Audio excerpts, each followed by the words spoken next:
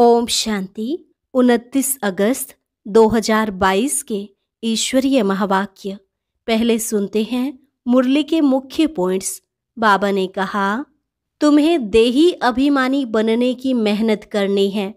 शिव बाबा की सर्विस में जो तत्पर रहेंगे वो सहज ही देही अभिमानी बन सकते हैं। देही अभिमानी बच्चे बहुत मीठे लवली होते हैं। अगर कोई को देह अभिमान आया तो आत्मा से सारी खुशबू निकल जाएगी। उनकी चलन से ही मालूम पड़ जाता है कि यह देह अभिमानी है।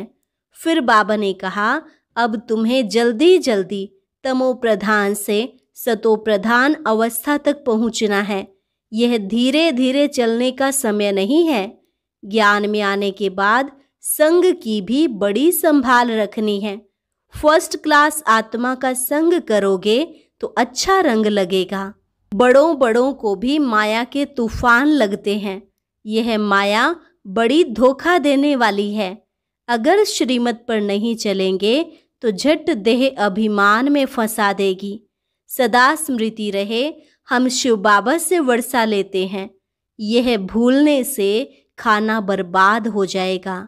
खाना आबाद होगा शिव बाबा के भंडारे से। उनको भूले तो झोली खाली हो जाएगी। गृहस्थ में रहते तुम दोनों को एक्यूरेट श्रीमत पर चलना है। अगर कोई एक नहीं चलता तो बाबा उनको अपना बच्चा कह नहीं सकते। और लास्ट में बाबा ने कहा, गाया जाता है ना, फादर शोज सन, सन शोज फादर। तो अब तुम बच्चों को बाप का शो करना है। फादर तो अपना शो नहीं कर सकता। फादर कहीं बाहर नहीं जाएगा। तुम बच्चों को ही सबको बाप का परिचय देना है। और अब सुनते हैं महावाक्यों को विस्तार से। मुरली का सार। मीठे बच्चे, तुम्हें अपनी दैवी मीठी चलन से बाप का शो करना है। सबको बाप का परिचय दे, वर्षे का अधिकारी बनाना है। प्रश्न, जो बच्चे देही अभिमानी हैं उनकी निशानियां क्या होंगी? उत्तर, वह बहुत बहुत मीठे लवली होंगे। वह श्रीमत पर एक्यूरेट चलेंगे। वह कभी किसी काम के लिए बहाना नहीं बनाएंगे। सदा हांजी करेंगे, कभी ना नहीं करेंगे। जबकि देह अभिमानी समझते यह काम करने से मेरी इज्जत चली जाएगी। देही अभिमानी सदा बाप के फरमान पर चलेंगे, बाप का पूरा रिगार्ड रखेंगे। कभी क्रोध में आकर बाप की अवज्ञा नहीं करेंगे। उनका अपनी देह से लगाव नहीं होगा। शिव बाबा की याद से अपना खाना आबाद करेंगे, बर्बाद नहीं होने देंगे।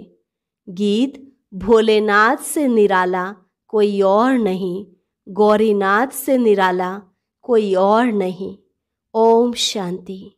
इतनी सारी बड़ी दुनिया है, इसमें भारत खास और यूरोप आम कहें, क्योंकि भारत तो प्राचीन ही है। यह तो समझते हैं असुल भारत ही था। सब धर्म वाले यह तो जानते ही हैं कि हम एक दो के पिछाड़ी आए हैं। हमारे आगे भारत ही था। यह तो समझ की बात है ना। तुम बच्चे जानते हो कि बरोबर भारत ही प्राचीन है। उस समय भारत ही बहुत धनवान था तो स्वर्ग कहा जाता था। इस समय तो कोई मनुष्य मात्र बाप को जानते ही नहीं, सिवाय तुम बच्चों के। सो भी नंबरवार पुरुषार्थ अनुसार हैं। तो हर एक खुद समझ सकते हैं कि बेहद के बाप को नहीं जानते। पुकारते हैं, भक्ति करते हैं, परंतु बाप की बायोग्राफी किसको पता नहीं है। गाया भी जाता है, फादर शोज सन, सन शोज फादर। अब तुम बच्चों को ही बाप का शो करना है। फादर तो अपना शो नहीं कर सकता। फादर तो बाहर नहीं जाएगा। तुम बच्चों को ही बाप का परिचय देना है। यह भी समझते हैं कि बेहद का बाप स्वर्ग का रचयिता है। उनको अगर जानते तो आश्चर्य लगता। हम भगवान के बच्चे दुख में, आयरन एज में क्यों? यह प्रश्न भी तुमको पूछना है। पहला प्रश्न पूछना है, तुम्हारा परम पिता परमात्मा से क्या संबंध है। पूछने वाले को तो जरूर मालूम है, और कोई भी पूछता नहीं क्योंकि मालूम नहीं है। तुम कोई से भी पूछ सकते हो। यह तो कॉमन रीति से सब कह देते हैं, ईश्वर सर्वव्यापी है, परंतु सर्वव्यापी का तो कोई अर्थ ही नहीं। दुख हरता सुख करता कहते हैं ना। दुख मिटाने वाला सुख देने वाला तो एक चाहिए ना। तुम थोड़ा भी टच करेंगे, समझाएंगे तो समझेंगे बरोबर सतयुग में सुख ही सुख था। अभी तो दुख ही दुख है, तो जरूर सबके दुखों को बाप ने मिटाया होगा। यह तो अति सहज बात है। तुम्हारी समझ में आता है हम पारलौकिक माता पिता के बने हैं। यह ज्ञान की बातें अभी यहाँ चलती हैं, सतयुग में नहीं चलती। वहाँ तो न ज्ञान है न अज्ञान है। ज्ञान देने वाला वहाँ कोई है नहीं। ज्ञान से तो प्रारब्ध पा ली। तुम अभी ज्ञान से प्रारब्ध पा रहे हो नंबरवार पुरुषार्थ अनुसार। देही अभिमानी बनना बड़ी मेहनत की बात है। शिव बाबा की सर्विस में जो तत्पर रहेंगे वही देही अभिमानी बन सकते हैं। देह अभिमान आ जाने से फिर उनसे वह खुशबू निकल जाती है। उनकी चलन से ही सारा मालूम पड़ जाता है कि यह देह अभिमानी है। देही अभिमानी बहुत मीठे लवली होते हैं। हम एक बाप के बच्चे ब्रदर्स हैं, आपस में भाई बहन भी हैं। दोनों ही श्रीमत पर एक्यूरेट चलने वाले हैं। ऐसे नहीं कि एक श्रीमत पर चले, दूसरा बहाना बनाकर बैठ जाए। श्रीमत पर न चलने वाले को बाप कभी अपना बच्चा कह नहीं सकते। बाहर से भले बच्चे बच्चे कहते हैं, परंतु अंदर में समझते हैं कि यह नाफरमान बरदार है, यह क्या पद पाएंगे। बाप दादा दोनों समझ सकते हैं, श्रीमत पर अमल नहीं करते हैं। देह अभिमान के कारण श्रीमत पर चलते नहीं हैं। देही अभिमानी बड़े मीठे होंगे। यह आसुरी दुनिया कितनी कड़वी है। मात पिता भाई बहन सब कड़वे। यहाँ भी जो देह अभिमानी है वह कड़वे हैं। अभी तो तुम देही अभिमानी बन रहे हो। कोई तो सिर्फ तमो प्रधान से तमो तक आए हैं, सिर्फ प्रधानता निकली है। कोई रजो तक पहुंचे हैं। सतो में तो कोई कोई आए हैं। ऐसे नहीं कि धीरे धीरे आते जाएंगे। कब तक धीरे धीरे चलते रहेंगे। देही अभिमानी को कभी देह का अभिमान नहीं रहेगा कि यह काम मैं क्यों करूं, इसमें मेरी इज्जत जाएगी। तुम पाकिस्तान में थे तो बाबा भी बच्चों को सिखाने के लिए सब काम करते थे कि देह अभिमान न रहे। देह अभिमानी बनने से सत्यानाश हो जाती है। बाहर में जो प्रजा बनने वाले हैं उनसे भी गिर पड़ेंगे। प्रजा में जो साहूकार बनेंगे उनको भी नौकर चाकर मिलेंगे। यह तो और ही जाकर नौकर चाकर बनते हैं। इनसे तो वह साहूकार अच्छे ठहरे ना। बुद्धि से काम लिया जाता है तो समझ में आता है जो बच्चे नहीं बनते हैं, सिर्फ मददगार बनते हैं, तो भी अच्छे धनवान बन जाते हैं। उन्हों को नौकरी करने की दरकार नहीं रहती। यहाँ तो नौकरी करनी पड़ती है। पिछाड़ी को करके राज्य भाग्य ताज मिलेगा, सजा तो खानी पड़ती है दोनों को। इन सभी बातों को ज्ञानी तू आत्मा समझ सकते हैं। अज्ञानी देह अभिमानी हैं, उनकी चाल ही ऐसी है। समझा जाता है कि यह कोई काम का नहीं। यहाँ तो बच्चों को श्रीमत पर चलना पड़े, नहीं तो माया बड़ा धोखा देने वाली है। झट देह अभिमान आ जाता है। देह अभिमान को मिटाए, देही अभिमानी बनने में ही मेहनत है। यहाँ रहने वालों को तो फिर ब्राह्मणों का संग है। बाहर तो दुनिया बहुत खराब है। ज्ञान में संग ऐसा होना चाहिए फर्स्ट क्लास, जो उससे पूरा रंग लगे। देह अभिमानी का संग मिलने से एकदम मिट्टी पलीत हो जाती है, फिर फरमान पर भी नहीं चलते। बाबा कहते हैं, अगर हमसे आकर पूछो तो झट बताएंगे तुम फरमान बरदार हो व नहीं। नंबरवार पुरुषार्थ अनुसार बहुत अच्छे अच्छे हैं जो दिल को खुश करते रहते हैं। दुनिया में तो बड़ा दुख, मारा मारी है, खून खराबी बहुत है। इनको कांटों का जंगल कहते हैं। तुमने इनसे किनारा कर लिया है, अभी तुम संगम पर हो। बुद्धि में है हम गृहस्थ व्यवहार में रहते संगम पर खड़े हैं। अभी हम कांटों से फूल बनते जा रहे हैं, कांटों से पल्लव निकलता जा रहा है। दुनिया में रिलीजियस सिर्फ तुम ही हो, वह भी नंबरवार पुरुषार्थ अनुसार। जो बाप को ही नहीं जानते वह हुए इरिलीजियस। कहते भी हैं धर्मी और अधर्मी, पांडव और कौरव। पांडवों की स्थूल युद्ध कोई है नहीं, तुम्हारी है माया के साथ गुप्त युद्ध। अगर तुम बाप को याद नहीं करेंगे तो माया का थप्पड़ लग जाएगा, तूफान आएगा। बाप कहते हैं, अभी तुम्हारा मुख है उस तरफ और पैर है इस तरफ।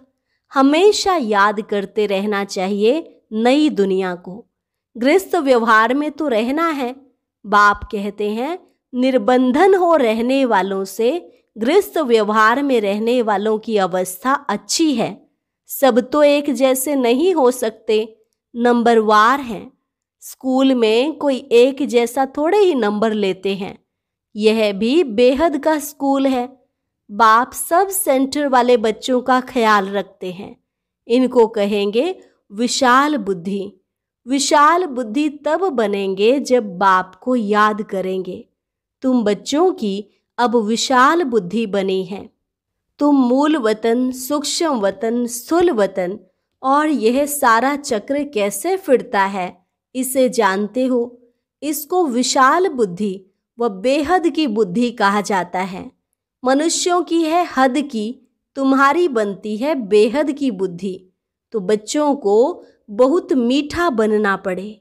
जितना मीठा बनेंगे, संपूर्ण बनेंगे, उतना वह भविष्य में अविनाशी बन जाएगा।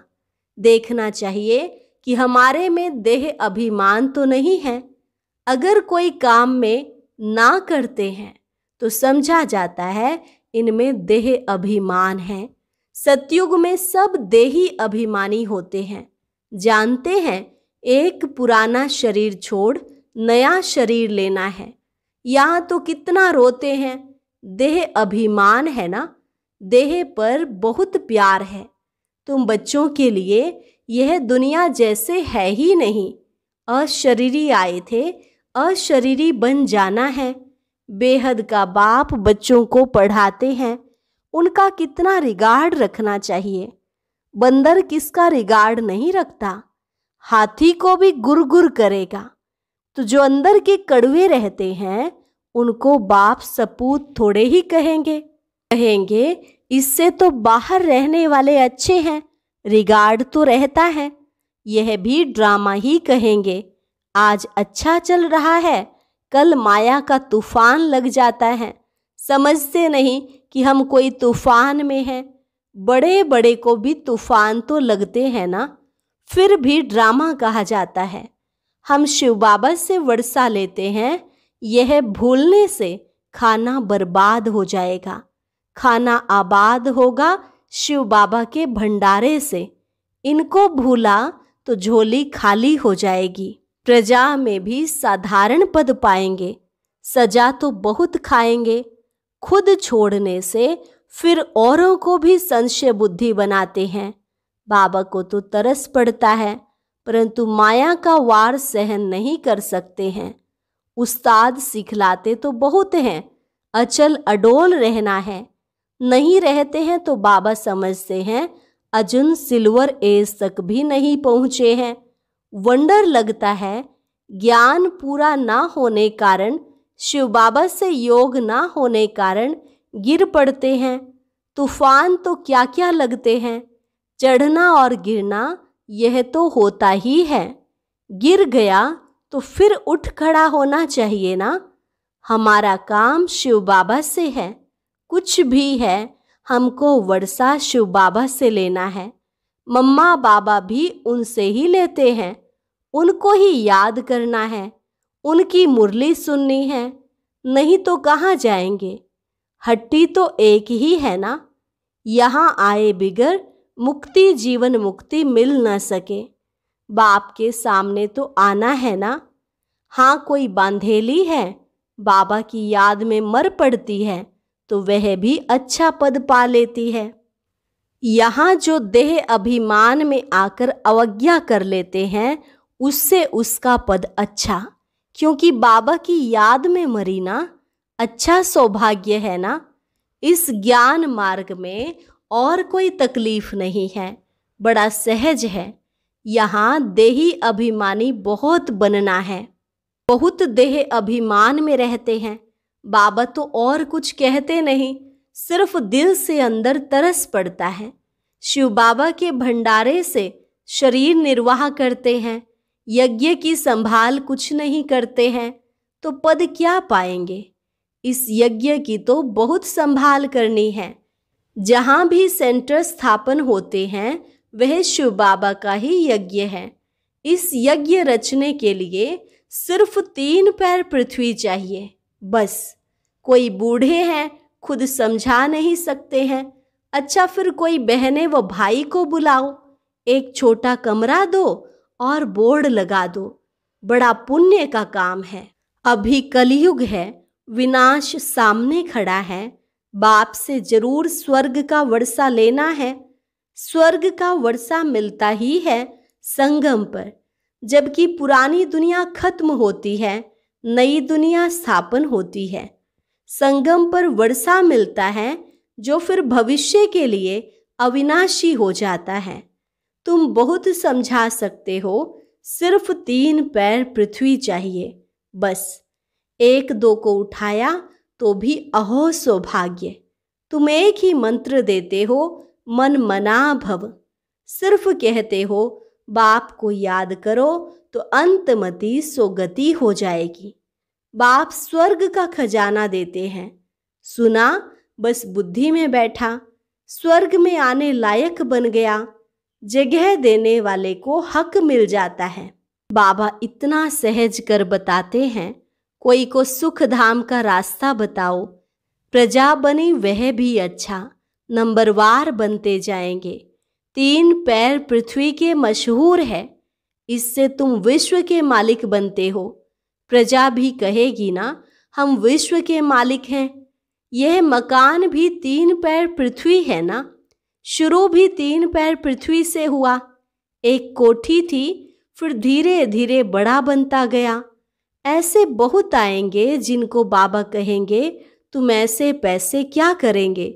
तुमको बहुत अच्छी राय देते हैं कि 3 पैर पृथ्वी की लो, 10-15 हॉस्पिटल कॉलेज खोलो, अपने गांव में मकान किराए पर ले लो। यह तो सब खत्म हो ही जाएगा। इससे तो इस खर्चे में 10-15 सेंटर खोलो तो बहुतों का कल्याण हो जाएगा।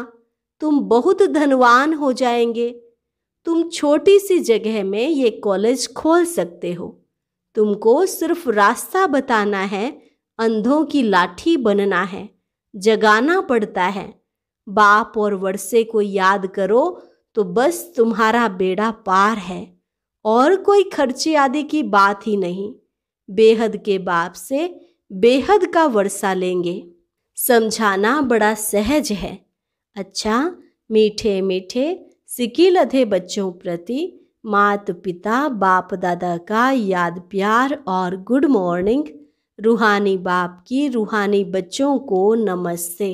रूहानी बच्चों की रूहानी बाप दादा को नमस्ते नमस्ते, गुड मॉर्निंग। धारणा के लिए मुख्य सार। पहली पॉइंट, फर्स्ट क्लास ज्ञानी तु आत्माओं का संग करना है, देही अभिमानी बनना है। देह अभिमानियों के संग से दूर रहना है। यज्ञ की बहुत प्यार से सच्चे दिल से संभाल करनी है। बहुत लवली मीठा बनना है, सपूत बनकर दिखाना है, कोई भी अवज्ञा नहीं करनी है। वरदान: ज्ञान, गुण और शक्तियों से संपन्न बन दान करने वाले महादानी भव। ज्ञान, गुण और शक्तियों से संपन्न बन दान करने वाले महादानी भव। सारे दिन में जो भी आत्मा संबंध संपर्क में आए उसे महादानी बन कोई न कोई शक्ति का, ज्ञान का, गुणों का दान दो। दान शब्द का रूहानी अर्थ है सहयोग देना। आपके पास ज्ञान का खजाना भी है तो शक्तियों और गुणों का खजाना भी है। तीनों में संपन्न बनो, एक में नहीं। कैसे भी आत्मा हो, गाली देने वाली, निंदा करने वाली भी हो, उसे भी अपनी वृत्ति व स्थिति द्वारा गुण दान दो। स्लोगन: जो एक बाप से प्रभावित हैं उन पर किसी आत्मा का प्रभाव पड़ नहीं सकता। और अब सुनते हैं आज का अव्यक्त ज्ञान मोती। ये एक बहुत संस्कारितापूर्ण वीडियो है, जरूर देखें, कोई भी मिस ना करे।